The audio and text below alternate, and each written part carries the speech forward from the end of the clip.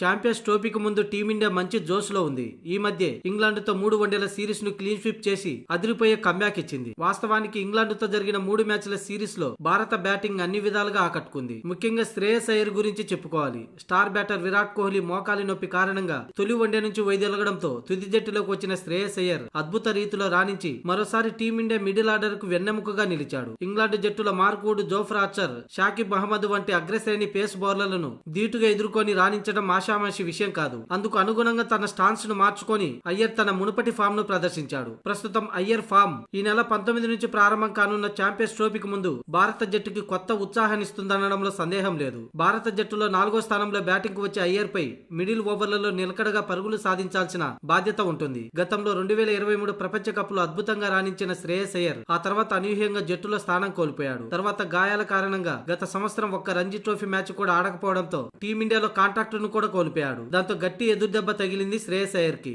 అయితే అయ్యర్ దృఢ సంకల్పం ఎప్పుడూ చెలించలేదు. దేశవాళీ వైట్ బాల్ టోర్నమెంట్ లో నిలకడగా రాణించి 188.52 స్ట్రైక్ రేట్ తో 345 పరుగులతో సయ్యద్ ముస్తాక్ అలీ టీ20 ట్రోఫీలో అత్యధిక పరుగులు సాధించిన 4వ ఆటగాడిగా నిలిచాడు. అలాగే విజయ్ హజారే ట్రోఫీ టోర్నమెంట్ లో 131.57 సగటుతో 325 పరుగులు చేశాడు. దేశవాళీ టోర్నమెంట్లలో మళ్లీ మునుపటి రీతిలో రాణించడంతో భారత జట్టులో స్థానం సంపాదించాడు. ఇంగ్లాండ్ తో తొలి వన్డేలో కోహ్లీ గాయంతో తుది జట్టులోకి వచ్చాడు శ్రేయస్ అయ్యర్. దాంతో అయ్యర్ చెలరేగిపోయాడు. టీమిండియాకు తన అవసరం ఎలాంటిదో చూపించి సత్తా చాటుకున్నాడు. ఇంగ్లాండ్తో జరిగిన ఈ వన్డే సిరీస్ లో భారత్ 3-0తో విజయం సాధించడంలో అయ్యర్ కీలక పాత్ర పోషించాడు. సిరీస్ లో వరుసగా తొలి వన్డేలో 59, రెండో వన్డేలో 44, అలాగే మూడో వన్డేలో 78 పరుగులు సాధించాడు. విరాట్ కోహ్లీ గాయపడిన కారణంగానే తాను ఈ సిరీస్ లోని తొలి వన్డేలో ఆడగలిగానని అయ్యర్ వెల్లడించిన విషయం తెలిసింది. అయితే ఆ అవకాశాన్ని అయ్యర్ 2 చేతులతో అందిపుచ్చుకున్నాడు. అందుకే కోహ్లీ తిరిగి జట్టులోకి వచ్చిన తర్వాత కూడా అయ్యర్ స్థానం జట్టులో పదిలంగా నిలిచింది. ఇంగ్లాండ్తో జరిగిన చివరి మ్యాచ్ లో 78 పరుగులతో అయ్యర్ వన్డేలో తన 20వ అర్ధశతకాన్ని పూర్తి చేసుకున్నాడు. ఇప్పటి వరకు 5 సెంచరీలు కూడా చేశాడు.